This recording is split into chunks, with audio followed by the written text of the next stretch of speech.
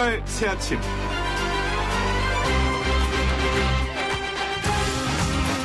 (1930년대) 매일 아침 골목길로 나와서 누구에게든 친절하게 웃으면서 안녕하세요 라고 먼저 인사를 건네던 유대인 선교사가 있었습니다. 하지만 그 마을에 사는 밀러라는 젊은 청년은 선교사의 인사를 무시하고 차갑게 반응했죠. 그럼에도 불구하고 선교사는 하루도 빠짐없이 청년에게 친절을 베풀고 인사를 건넸습니다. 마침내 청년도 그 열정에 감동해 웃으면서 서로 인사를 나누는 사이가 되었답니다. 그런데 몇 년이 흘러 나치들이 통치를 하면서 유대인 학살이 시작됐습니다. 유대인들을 끌고 가서 줄을 세우고는 마음 내키는 대로 가스실로 보냈죠. 선교사도 마을 사람들과 같이 끌려갔고 마침내 차례가 되었습니다. 새파랗게 질려 꼼짝없이 죽었구나라고 생각하면서 고개를 들었는데 웬일입니까? 고향의 청년 밀러가 있는 겁니다. 선교사는 자기도 모르게 습관처럼 안녕하세요 밀러라고 친절하게 인사를 했죠. 나치가 된 밀러는 잠깐 동요하더니 선교사를 바라보며 외쳤답니다. 당신은 고향으로 가시오. 유대인 선교사의 계속된 친절이 냉혹한 나치의 마음을 움직였던 겁니다. 우리도 오늘 하루 엄청나게 친절해보면 어떨까요? 따뜻하고 상식적인 보통 사람들이 즐겨 듣는 YTN 라디오 노영의 출발 새 아침. 지금부터 시작하겠습니다.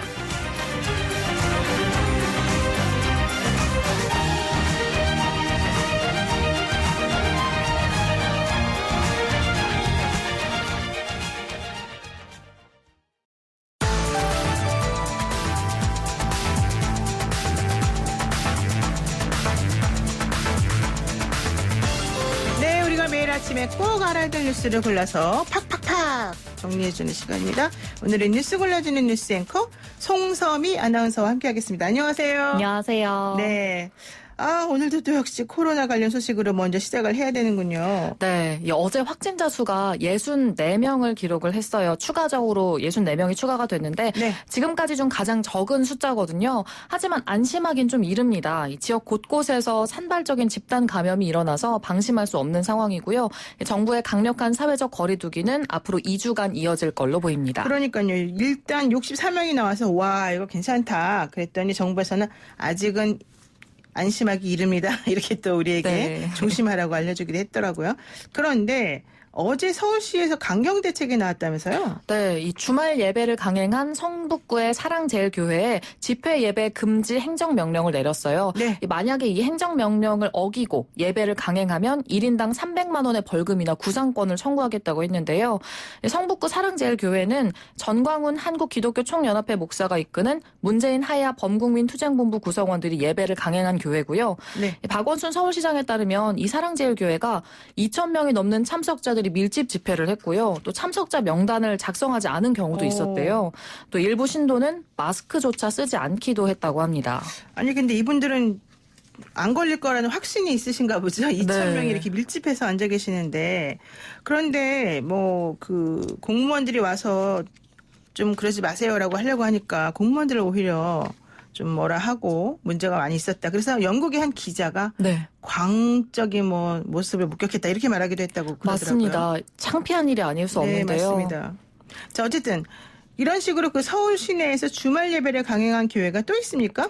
네, 무려 2,209개 교회나 되는데 와, 많군요. 네, 어제 오전에 서울시가 주말 예배를 강행한 서울내 교회 전수조사 결과를 발표를 했거든요. 네. 일요 예배를 진행한 교회가 무려 2,000곳이 넘었고요. 그중에서 서울시의 7대 예방 수칙을 지키지 않은 교회는 282개 교회였고 위반 건수는 384건이었습니다. 네. 위반 내용을 구체적으로 살펴보면 발열 체크를 하지 않는다거나 혹은 교회 방역을 소홀히 하거나 신도 간 거리를 유지하지 않은 경우 등이 있었어요. 네, 그랬군요. 이제 이렇게 되면 위험할 텐데 괜찮은지 모르겠습니다. 그런데 왜 갑자기 김문수 전 경기도지사가 화제에 오른 겁니까? 조금 전 영국 기자가 광기 어린 모습이었다라고 네. 말했던 바로 그 장면의 주인공이 김문수 전 경기도지사였어요. 아, 그래요? 네, 이 사랑제일교회 주말 예배에 참석을 해서 눈물을 흘리는 장면이 동영상으로 공개가 됐는데요. 네. 마스크를 벗고 이 목사님이 갇혔다면서 눈물을 보였어요. 이 전광훈 목사를 얘기하는 거죠. 네. 이 사회적 거리두기가 필요한 시점에서 비판의 목소리가 커지고 있는 상황입니다. 사실 그 영상 저도 봤는데 네. 전광훈 목사님이 계셨다면 우리가 안 아팠을 것이다, 괜찮을 것이다 이런 얘기하면서 막 우는데 네. 마이크가 바로 앞에 있는데 마스크를 벗고 있으니까 마이크가 상당히 좀 불안해 보이는 네, 그런 맞아요. 상황이었습니다. 자, 그리고요. 반대로 온라인 집회로 박수를 받은 교회도 있었다고요? 네, 서울시 강북구의 영훈 오륜 교회인데요. 이 배우 이성경 씨가 이 교회 온라인 예배 영상에 등장을 해서 네. 찬양가를 열창해서 화제가 됐어요. 네. 그런데 이 배우의 이름도 성경, 그러네요, 진짜. 영어로 바이블이라고 해서 실시간 검색어에 오르내렸는데 이 밖에 배우 박신혜 씨, 송재희 씨도 홍보 영상에 등장을 했는데요. 이 올바른 사회적 거리두기의 사례다라고 하면서 네티즌들의 칭찬 댓글이 이어졌습니다. 그렇군요. 어쨌든 이렇게 이제 큰 온라인 예배가 가능한 큰 교회는 좋은데 또 좀 작은 교회들은 좀 그런 게 불편하다고는 하는데 네. 그럼에도 불구하고 좀 뭔가 협조할 수 있는 방법을 찾아야 될 것 같습니다. 그런데 앞으로 이제 2주간 강력한 사회적 거리두기를 해야 된다. 아이들 개학하기 전까지 이런 얘기 하고 있는데 이 코로나19 여파가 결과적으로는 2주 동안 계속해서 이렇게 사회적 거리두기를 유지한다면 총선에도 영향을 미칠 수밖에 없다. 이런 결과가 나왔죠? 네, 이 4.15 총선까지 지금 22일밖에 남지 않은 상황이거든요.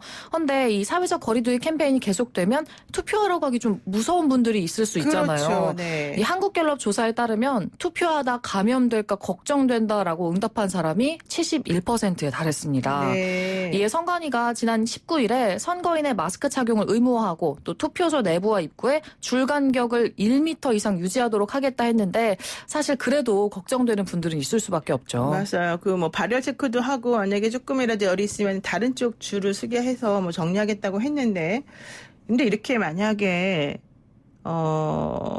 투표율이 낮아지면 누구에게 유리합니까? 글쎄요. 양쪽 모두 다에게 뭐 모든 분들에게 좀 유리하지 않을 것 같은데요. 원래 예전에는 네. 투표율이 낮으면 보수 당 쪽에 유리하다 이런 얘기 나왔었던 거 아닌가 모르겠어요. 맞아요. 네, 자, 그다음에 총선 얘기 한번 이어가 보겠습니다. 미래한국당과 더불어시민당의 비례대표 후보 명단이 어제 발표가 됐습니다. 네. 먼저 미래한국당부터 얘기해 볼까요? 이 미래한국당의 4.15 총선 비례대표 후보가 논란 끝에 굉장히 많은 수가 교체가 됐어요. 네. 이제 어제 발표된 명단에 따르면 총 40명인 비례대표 후보 1번은 윤봉길 의사의 장손녀인 윤주경 전 독립기념관장이고요. 그랬군요. 네, 2번은 윤창현 전 한국금융연구원장, 한무경 한국여성경제인협회장이 3번이었고요. 또 이종성 한국지체장애인협회 사무총장이 4번, 조수진 전 동아일보 논설위원이 5번에 배치가 됐습니다. 결과적으로는 뭐 미래통합당의 황교안 대표 영입 인재가 앞에 쫙 나간 건데요. 네. 사실은 그 한성교 대표 체제에서는 아예 이름도 못 올렸던 사람들이 앞에 또 많이 가 있더라고요. 맞습니다. 당선권으로 분류되는 20위권 안에 통합당 영입 인사가 7명이나 들어갔어요.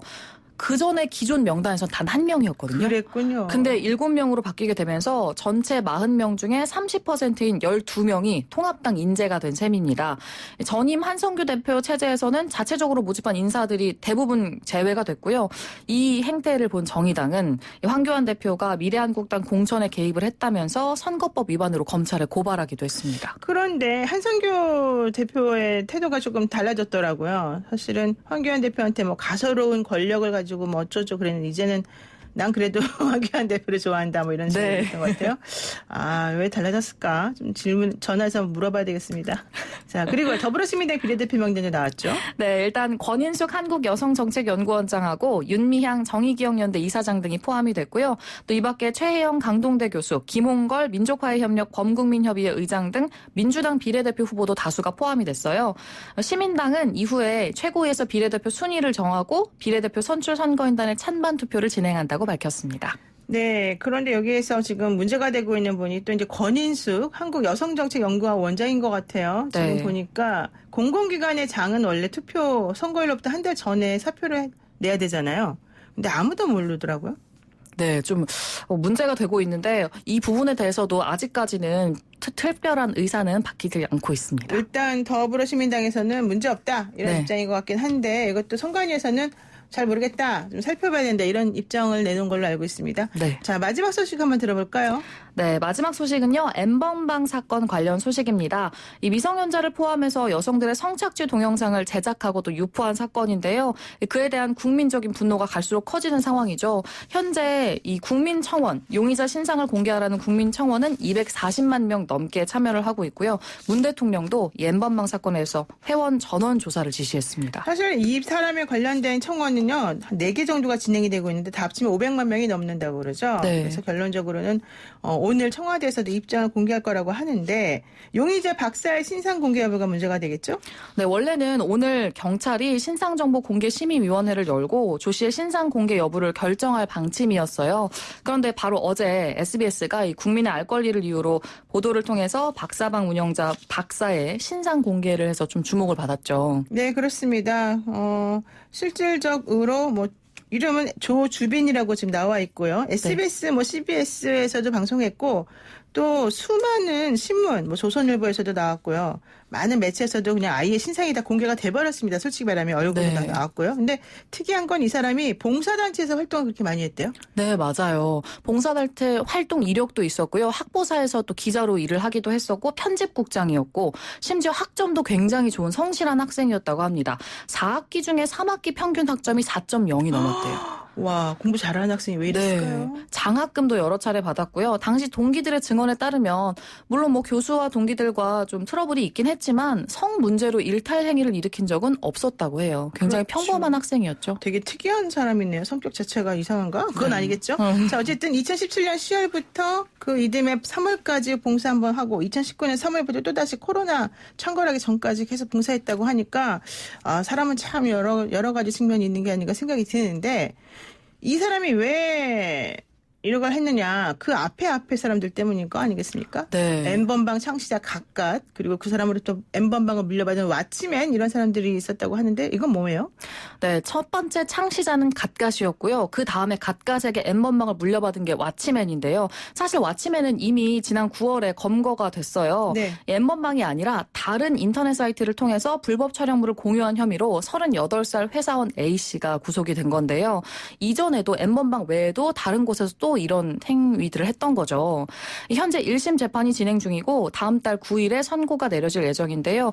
이로써 N번방 운영자 3명 중에서 2명은 구속이 된 셈입니다. 근데 이런 식으로 그 성착취 관련된 영상물을 공유해서 문제를 일으킨 사람이 이전에 한번 잡혔다가 집행유예 선고받은 그런 전력이 또 보도가 되기도 해서 문제가 된 것 같은데 어쨌든 왓츠맨에 잡혔으니까 지금 어떤 식의 중형이 내릴지 한번 생각해 보고요. 갓갓이라고 한 사람은 근데 아직 못 잡았습니까? 네, 아직까지 추적 중이에요. 현재 경북지방경찰청 사이버수사대가 IP를 추적 중인데요. 지난 20일까지 불법 음란물 유통으로 총 124명을 검거해서 18명이 구속 상태예요. 이 과정에서 박사가 검거가 된 거고 또 N번방의 공범, 이용자도 함께 붙잡힌 건데요.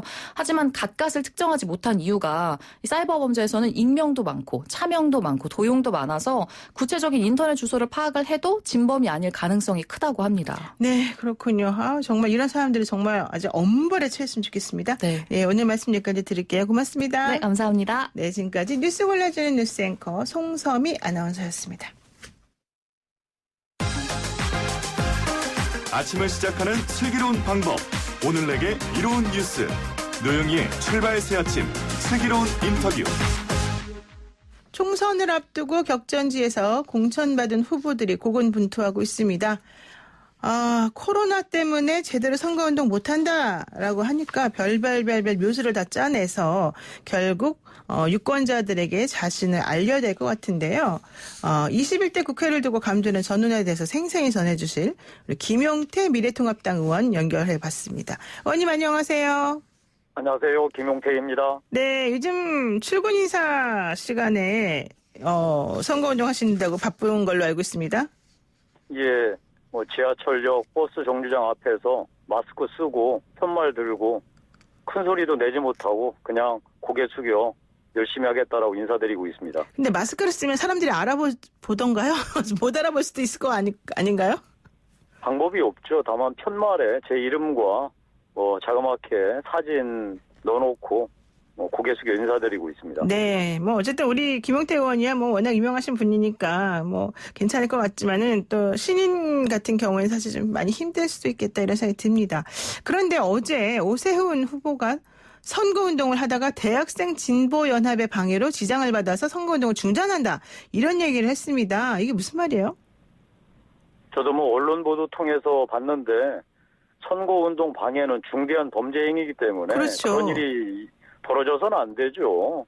정말로 경찰이 엄정하게 중립을 지켜서 이 민주주의의 꽃인 선거에 방해되는 어떠한 불법적인 행위도 엄하게 단속해야 할 것입니다. 뭐 이 점 여야 가리지 말고 검찰이 엄정하게 법 집행하기를 진심으로 바랍니다. 지금 그 동작에서 선거운동하고 있는 나경원 의원도 외부 단체에서 본인의 선거운동을 못하게 개입하고 있다 뭐 이런 주장하고 있는데 혹시 김용태 의원님은 선거운동하시기 괜찮으십니까?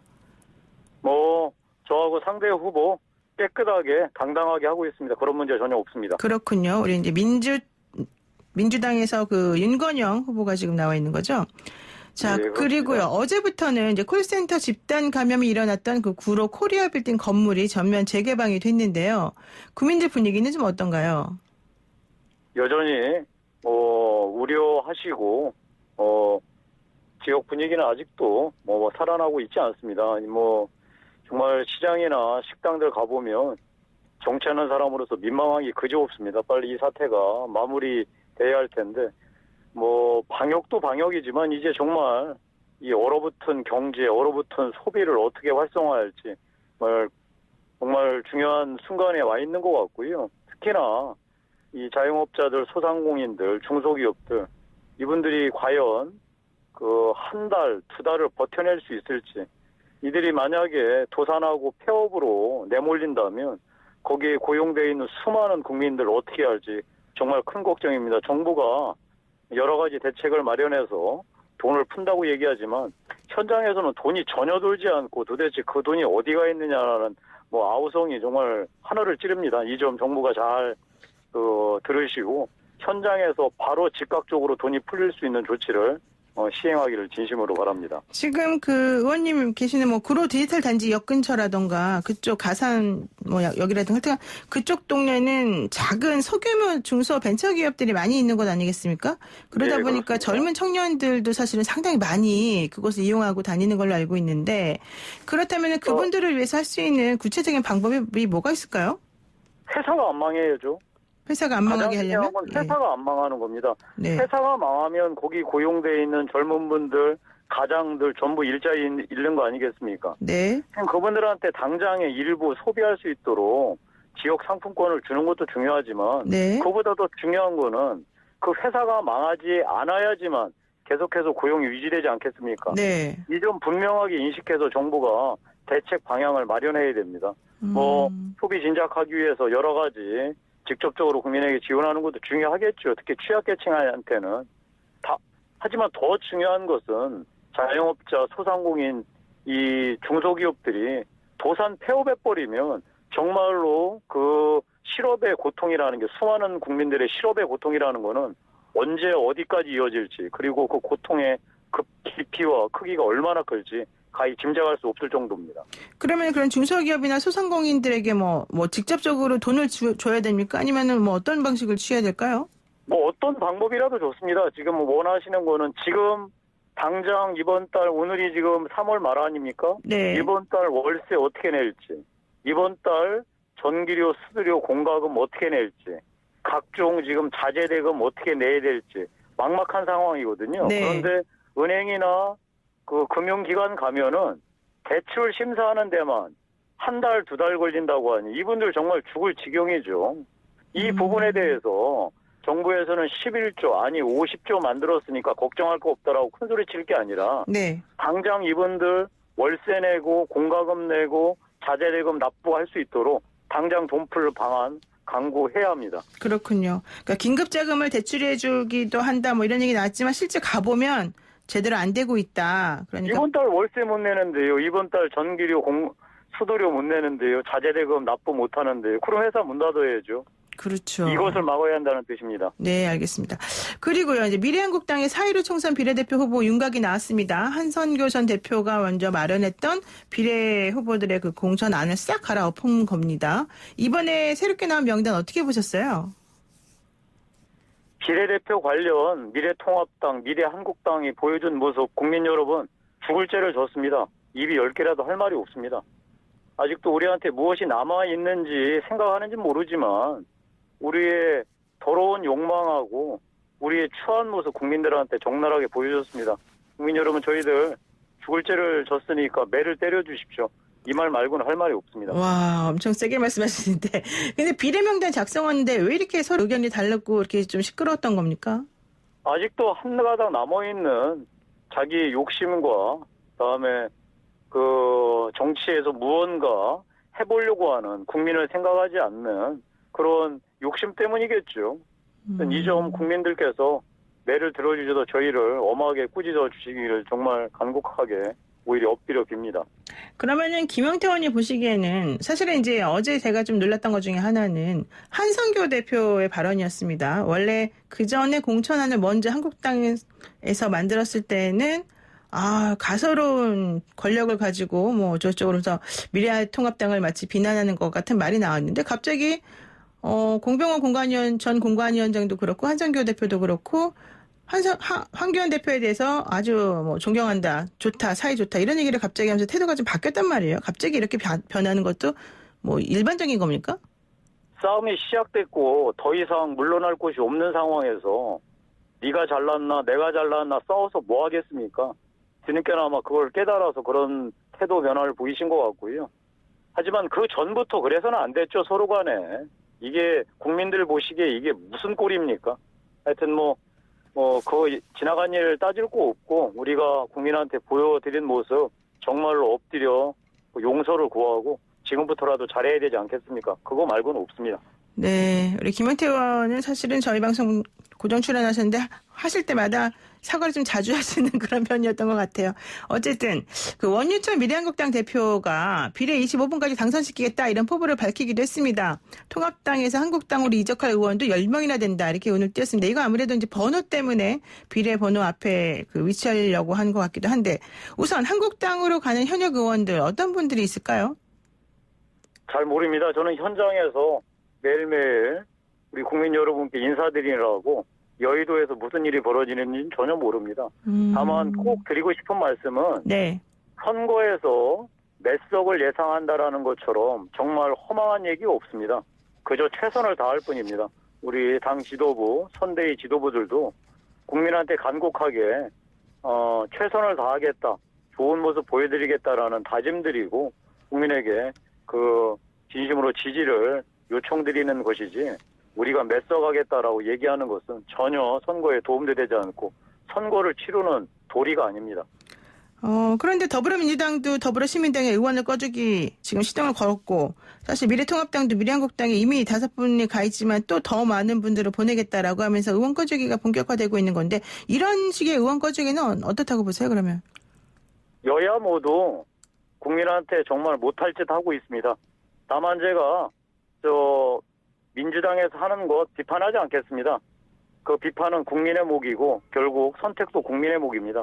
다만 우리가 잘못한 거, 잘못했으면 국민한테 엎드려 용서를 구하는 것, 그렇게 서로 나눠서 국민한테 심판받기를 바랍니다. 네.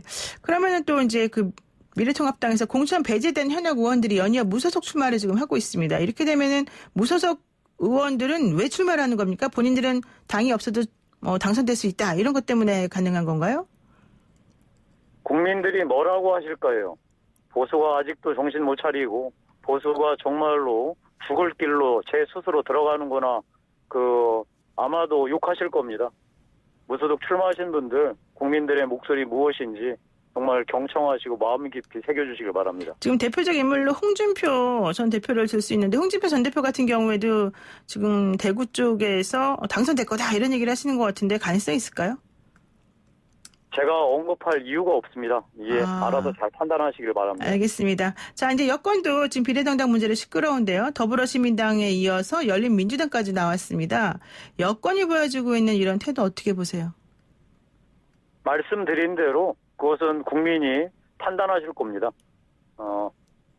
여권이 여러 가지 보여주는 모습이 한간에서는 조국을 정말로 다시 이 국민들 내리에서 끄집어내서 선거 복판으로 내는구나. 이 사람들도 만만치 않구나 생각하시겠지만 그거는 저희들 그 비판은 저희들 목이 아닙니다. 국민들께서 냉정하게 판단하시고 이번 선거에서 결과로 보여주실 거라고 믿습니다. 그러니까 김영태 의원은 개인적으로 어떤 생각을 가지고 있다기보다는 그거는 그쪽에서 알아서 할 일이고 그거는 국민들이 알아서 판단할 몫이다 이렇게 생각하신다는 거군요. 예, 그렇습니다. 좋습니다. 자, 그리고 또 이제 여당에서는 그 전 국민 80%에게 100만 원씩 지급하는 긴급 재난지원금을 검토하고 있는데 아까 물론 좀 전에 언급을 해주시긴 했습니다. 지역 화폐 주는 게 문제가 있겠느냐, 이게 지금 급한 게 아닌 것 같다, 이런 얘기 하셨지만 어쨌든 민주당의 코로나19 지원책 어떻게 볼까요? 뭐라도 합시다. 정부 재정 지금은 아낄 때가 아닙니다. 최대한 풀어서 경제 추락하는 거 막아야 하고 이것은 전 세계적으로 동일한 정부의 대처 방식입니다. 다만 아까 말씀드린 대로 현장에서 가장 급한 사람들이 폐업과 도산으로 이어지지 않도록 하는 가장 효과적인 방법이 무엇인지, 그리고 수많은 자영업자, 소상공인, 중소기업들의 고용되신 분들이 실업으로 내몰리지 않고 계속해서 그 고용을 유지할 수 있는 방안이 무엇인지를 냉정하게 판단하는 게 중요할 것이고요. 그것보다 더 중요한 거는 아까 여러 차례 말씀드렸지만 아무리 얘기해도 현장에도 돈이 없어서 당장 지금 망하겠다는데 그것을 돌봐야지요. 안 그렇겠습니까? 그런데 정부 당국 예. 여러 가지 돈 마련했다라고 자신하시고 그다음에 곧 돈이 풀릴 거라고 국민들한테 희망 고문하지 마시고 당장 돈이 돌아서 그분들 공과금 내시고 그다음에 자재대금 내시고 월세 내실 수 있는 긴급 자금 당장이라도 풀 수 있는 방안 마련하시길 바랍니다. 근데 미래통합당에서는 사실 처음에 돈을 이렇게 주겠다 그랬더니 포퓰리즘이다라고 조금 비난을 하다가 갑자기 또 신세돈 선대위원장 같은 경우에는 100조까지도 풀어야 된다 이런 식으로 조금 태도가 바뀌었어요. 이건 어떻게 보시는 거예요? 이 상황은 대한민국에 국한된 상황이 아닙니다. 전 세계적인 팬데믹이 와서 세계 경제가 동반 추락하는 최악의 상황으로 내몰리고 있지 않습니까? 대한민국 알다시피 수출해서 먹고 사는 나라입니다. 네. 일단 내수마저 무너진 수출은 앞으로 상당 기간 엄청난 고전이 예상되거든요. 이 와중에서 내수마저 무너진다면 정말 대한민국 경제는 갈 곳이 없습니다. 따라서 제가 말씀드린 대로 지금은 재정 걱정할 때가 아니고 돈을 풀어서 경제 추락을 막아야 하고 그러기 위해서는 뭐라도 합시다. 그럼 이제 당장 돈을 마련해가지고 조금 지원한다고 치더라도 사실 전 세계적으로 팬데믹 현상이 벌어지고 있기 때문에 좀 전에 말씀하신 것처럼 수출을 위주로 하는 우리나라 같은 경우는 그게 단기 정책에 불과한 것이고 장기적으로는 해결이 안 될 수도 있다 이런 얘기도 나오던데요.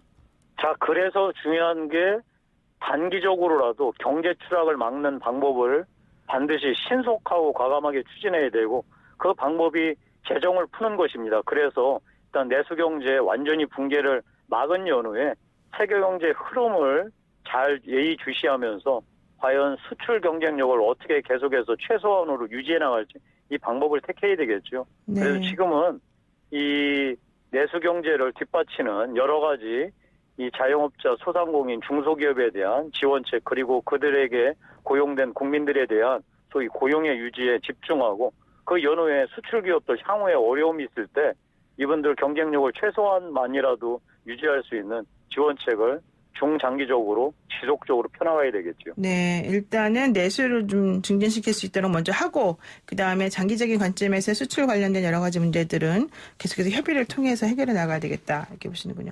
자, 이제 마지막 하나만 여쭤볼게요. 미래통합당 이번 선거 전략 정확하게 어떻게 다가갈까요? 시민들에게? 저희들 잘못된 모습 국민들한테 못 보여드릴 모습들 많이 보여드렸습니다. 그 점 정말 용서를 구하고 저희들이 했던 통합과 혁신 작업 미진하다는 거 인정하고 앞으로 더 해나가겠다는 말씀 드리고요. 다만 국민 여러분께 간곡하게 호소드릴 건 문재인 정부의 경제정책은 다른 건 몰라도 경제정책은 반드시 바꿔야 됩니다. 따라서 국민들께서 우리 야당이 이뻐서 우리를 지지해달라는 것이 아니고요. 문재인 정부 경제 바꿔라라고 하는 반드시 그 경고는 이번 총선 통해서 국민들께서 꼭 내려주시기를 간곡하게 호소드립니다. 네, 알겠습니다. 오늘 말씀 여기까지 듣겠습니다. 고맙습니다. 네, 고맙습니다. 네, 지금까지 김용태 미래통합당 의원이었습니다. 네, 노영의 출발 새 아침 잠시 후 2부로 돌아오겠습니다. 친절한 시사, 시원한 통찰, 노영희의 출발 새 아침, 슬기로운 인터뷰.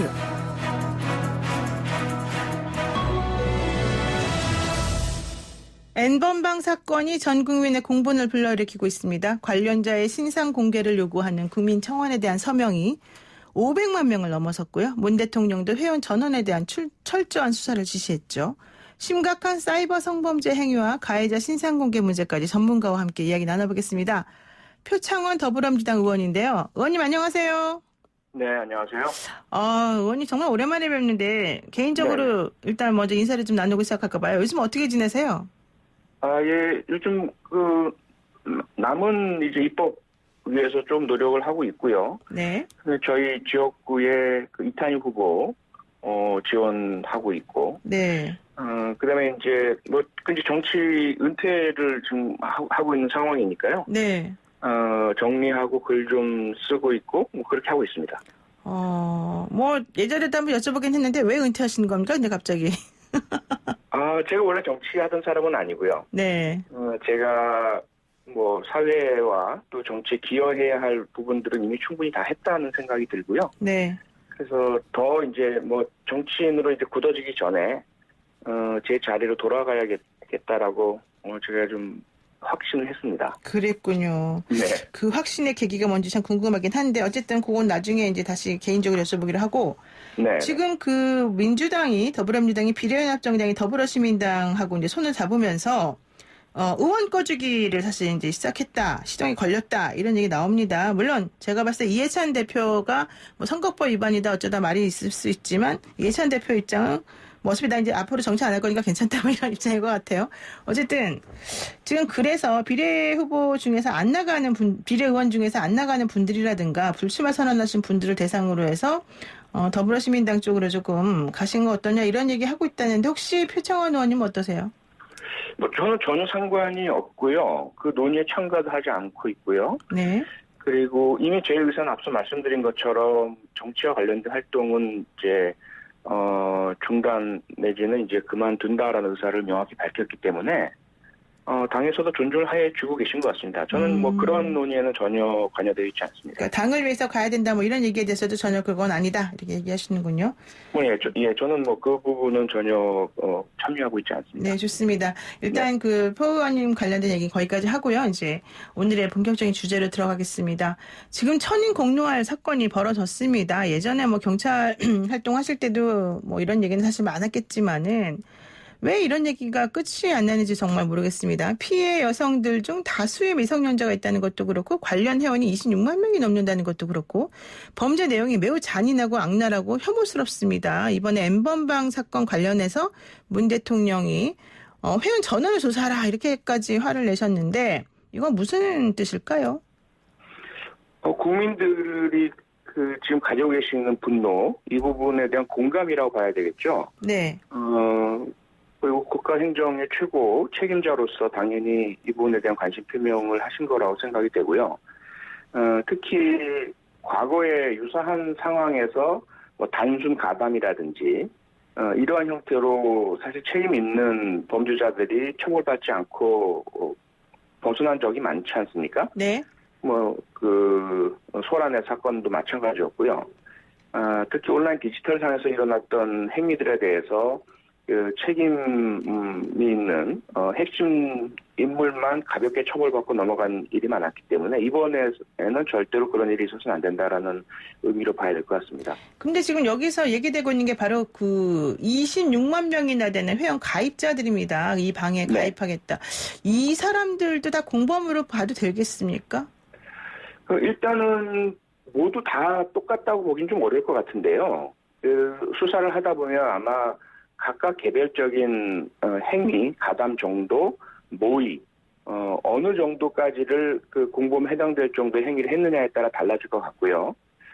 다만 지금 제가 정확하게 사실관계를 알지 못하는데 26만 명 전체가 예를 들어 20만 원, 뭐 70만 원, 150만 원에 이르는 그 회비를 내고 자기 신상을 공개에 등록을 하고 이렇게 가담한 것인지, 그런 행위를 한 사람들, 그렇게 한 이후에 부추기고 뭐 강요에 해당될 정도의 그 피해자에 대한 어떤 요구를 하고 그리고 본인 스스로도 그런 그 아동 청소년 혹은 피해자의 의사에 반하는 음란한 사진이나 영상을 올리고 유포하고 이런 행동을 했느냐에 따라 다를 것 같습니다. 그래서 그런 행동들을 일회성이 아니라 지속적으로 해온 사람들은 당연히 공범으로 봐야 할 것이고요. 네. 그렇지 않고 지금 보도에 따르면 우선 유인하는 그 목적으로 맛보기, 어떤 회원 가입이 필요 없고 돈도 안 내고 누구나 볼 수 있도록 유인하는 이런 1차적인 그런 영상물을 보고 그 다음에 그 지속하지 않고 이거 뭐야라고 하고 그냥 떠난다라든지 이런 사람들이라면 그 공범까지 보기는 어렵겠죠. 그러니까 그냥 단순히 호기심 차원에서 뭐 한 번 정도, 두 번 정도 그냥 보기만 한 정도는 사실 처벌하기 좀 어려울 것 같기도 하고, 공범으로 보기는 건 당연히 좀 힘들 것 같고, 다만 이제 회원 등급별로 본인들이 네. 얼마나 직접 관여했냐, 참여했냐 이 정도에 따라서 좀 달라질 수 있다 이런 얘기시군요. 네네. 자, 그런데요, 이제 이번에 사람들이 또 궁금해하고 있는 것 중에 하나가 법적 처벌 같은 게 과연 가능할 것인가, 이제 이런 부분이란 말이에요. 네. 피해자가 직접 촬영한 영상 같은 경우는 사실 처벌 안 된다, 뭐 성폭력 처벌에 관한 특례법, 그 카메라 촬영 등 관련된 법률에서 이런 판례도 있기도 했었었고, 이거 어떻게 보세요, 그러면? 네, 그 문제 때문에 저희가 사실은 그 여성가족위, 법사위 상당히 힘들고 어렵게 법 개정을 했죠. 네. 그래서 그 후단에 개정한 내용이 처음 촬영 시에는 피해자가 동의를 했다 하더라도 네. 그 촬영의 결과물인 사진이나 영상을 배포하는 데 있어서는 동의하지 않았는데 배포했다. 그것도 처벌합니다. 네. 다만 이제 처벌 형량이 약하죠. 네. 그러다 보니까 지금 처벌을 못하는 건 아니지만 그 피해자의 동의가 있었다 하더라도 촬영에 대해서 네. 그 배포 행위에 대한 처벌은 가능한데 형량이 너무 낮아서 이 부분은 이제 입법적 개정이 필요하다라고 보여지고요. 네. 다만 지금 문제가 되는 것이 그 단순 소지의 경우 그냥 회원으로 돈을 내고 들어가서 보고 다운 받아서 가지고 있다. 이 정도에 해당될 경우에 역시 처벌 형량이 징역 1년 이하. 그렇죠. 에 불과하다 보니 이것도 뭐 초범이다, 뭐 반성한다, 뭐 이렇게 해버리면 또 집행유예 받죠, 또 사실은. 집행유예 내지는 아예 뭐 벌금. 기소유예 처분받을 우려도 있고요. 네. 이런 것들이 좀 문제인 거죠. 그래서 사실은 이제 이번에 그 뭐 여성 단체들이나 법률가들은 실질적으로 그 피해자들에게 성착취 동영상을 찍게 만들 수 있었던 건 전부 다 특수협박으로 봐야 된다. 그리고 더 심한 처벌할 수 있도록 좀 규정을 강화해야 된다. 이런 얘기 나오거든요. 네네. 저도 뭐 전적으로 동의하고요. 다만 정말 참 어려운 것이 성폭력 관련한 그 범죄 형량을 높이는 과정은 정말 뭐 지난한 투쟁의 과정이다라고 표현할 수밖에 없고요. 네. 언제나 그 뭐 노영희 변호사님 잘 아시지만 그 기존의 보수적인 법학계와 법조계에서는 성평성이라는 걸 무기로 들고 나오지 않습니까? 그렇죠. 그래서 왜 성폭력에 대해서만 그렇게 무겁게 처벌하려 하느냐? 아동 대상 성폭력 역시 최초에 그 징역 3년 이상에서 징역 5년 이상으로 높일 때도 네. 왜 살인하고 똑같느냐? 살인도 아닌데 이런 반발. 거기다 이제 네. 징역 7년 이상으로 높여서 집행유예를 불가능하게 하자라는 노력할 때도 그건 뭐 살인보다 높은 징역형은 말도 안 된다. 이런 반발이 강했었고요. 네. 그 디지털 온라인 성폭력 관련해서 더더욱이나 실제로 물리적인 성폭력을 하는 것도 아닌데 왜 이렇게 형량을 높이느냐, 형량만 높인다고 되느냐, 그런 이제 반발이 심하다 보니까 너무 좀 힘든 과정을 거쳐왔고 그래서 아직까지는 입법적인 미비가 너무 많습니다. 그 외국 같은 경우는 사실 아동을 대상으로 한 뭐 포르노물이나 영상물이나 이런 것들을 소지하는 것만으로도 중한 처벌을 받는데 네네. 우리 같은 경우는 아직 거기까지는 미치지 못한다는 거군요. 그렇습니다. 이게 그 미국에서 애리조나주에서 한번 교사가 그 아동 음란물을 인터넷에서 내려받았다가 적발이 됐는데 그 당시 이제 그냥 1990년대 후반이었거든요.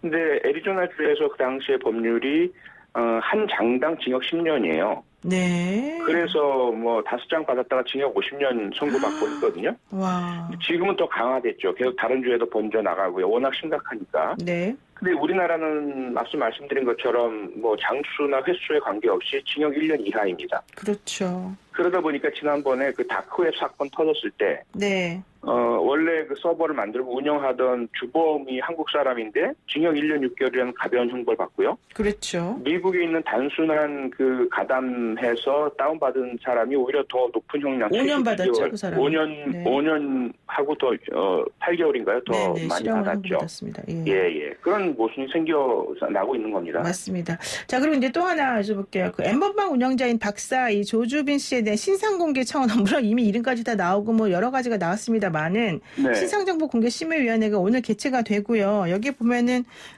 경찰 내부위원 3명, 그다음 외부위원 4명 해서 7명이 오늘 다수결로 결정하기로 되어 있는데 신상 공개가 될까요? 저는 된다고 보고요. 네. 이미 말씀하신 것처럼 언론 매체에서 확인을 해서 25세 조주빈이다라는 것까지 이제 확인을 하고 사진도 공개를 했지 않습니까? 그렇죠. 이거는 이제 지난 강호순 연쇄살인 사건 이전에 우리 언론의 상황이 그대로 재현된 거예요. 법이 없어도 공개 가능합니다. 네. 만약에 이제 해당된 사람이 잘못된 오인된 경우라면 문제가 되겠죠. 법적 책임을 져야 되겠지만, 네. 거기에다가 만약에 해당되는 조주빈이 왜 내 신상을 공개했느냐라고 소송을 할 수는 있겠죠. 명예훼손이라든지. 네. 다만 이건 뭐 공익 목적상으로 분명히 조각이 되고 문제는 안 생길 것으로 보고요. 네. 다만 그렇다고 해도 국가에서 공개적으로 공식적으로 합법적으로 공개한 것은 아니다 보니까 효과는 좀 덜합니다. 그래서 아마 오늘 열리게 될 네. 신상공개 심의위원회에서는 이런 부분들을 모두 종합 감안을 할 텐데 이루어진다면 최초 사례죠. 그렇죠. 성폭력 처벌에 관한 법률 네. 25조에 의해서 이루어지는 최초 사례가 될 텐데 저는 뭐 당연히 이루어진다고 보고 네.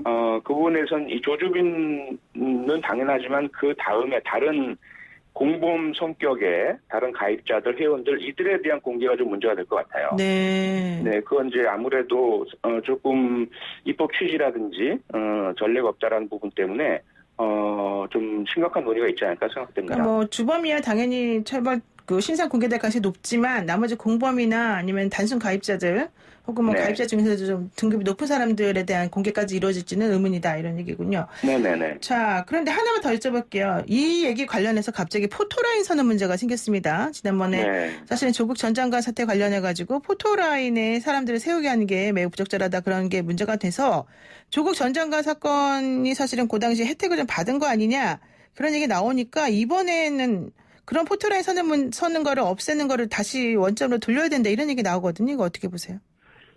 사실은 좀 정치에 대한 또 이렇게 뭐 회의가 일어나는 부분인데요. 네. 잘 아시지만 이 포토라인에 서는 문제는 이미 1993년 정주영 당시 현대 회장 네네네. 포토라인에 설 때 다치기도 사회기자들이 했죠. 예. 다치고요. 네. 그다음에 이제 특히 새누리당 자유한국당 시절에 네. 그분들 의원들이 기소가 되거나 수사받을 때 포토라인 서는 부분에서 강력하게 이제 반대하고 법안도 사실은 당시 자유한국당 의원이 내셨고요. 네. 물론 그렇다고 해도 민주당도 마찬가지죠. 똑같습니다. 민주당도 이 부분에 대해서는 계속해서 인권 침해니까 없애자 금지하자. 그래서 박상기 전 법무장관 계실 때 뭐 여야 모두가 요구한 것이고요. 네. 그래서 네. 개정하겠다라고 해서 그 약속이 이루어진 네. 건데 문제는 그 첫 수혜자가 조국 전 법무장관 가족이 되다 알겠습니다. 보니까 예. 네, 이 부분에 대해서는 뭐 예. 여야 모두 반성이 필요하다고 생각됩니다. 네, 좋습니다. 오늘 말씀 여기까지 듣겠습니다. 고맙습니다. 네, 고맙습니다. 네, 지금까지 표창원 더불어민주당 의원이었습니다. 노영희의 출발새 아침 8시 정각에 돌아오겠습니다.